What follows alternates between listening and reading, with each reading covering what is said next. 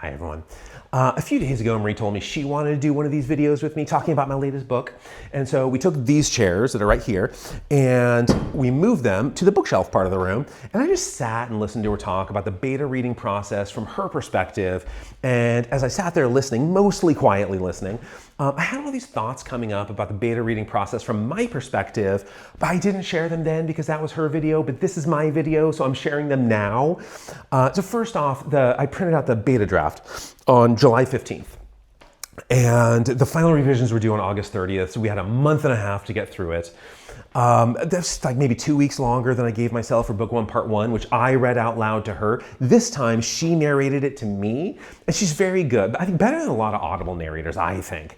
I mean, what comes to mind is Jim Dale's version of Harry Potter. I'm sure millions of people think Jim Dale is the greatest narrator on the planet, and you're right and I'm wrong. This is just my opinion, but in my opinion, oh, those pronunciations drove me crazy. You know, the Harry, where it just dragged, or like Voldemort. You know, like there's a constant, there's a alveolar plosive that's being circumcised from the end of Voldemort that just, oh man, like Marie didn't do anything that egregious when she was reading. She was very good, but what I took from it was so different.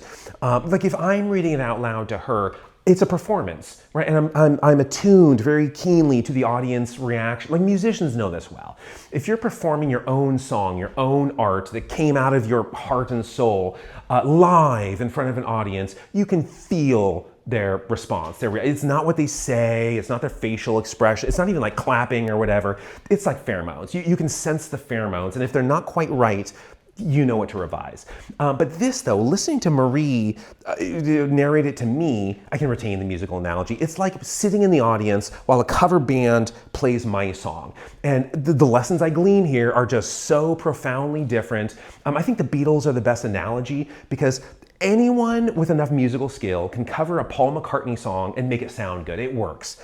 That same person probably can't cover a John Lennon song and have it connect with an audience. John Lennon was required, his voice was necessary for those songs.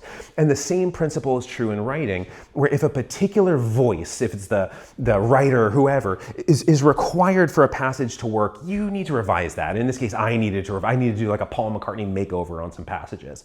And obviously I'm not comparing myself to the Beatles. But that's all I had to say. In the next book one, part three, maybe I'll give myself like a 3-month duration, revision duration, and I'll be both narrator and audience member. But in the meantime, wherever you are, if you're an audience member, if you're performing, I hope you glean all the right profundities from it, and those serve you well in life. Okay.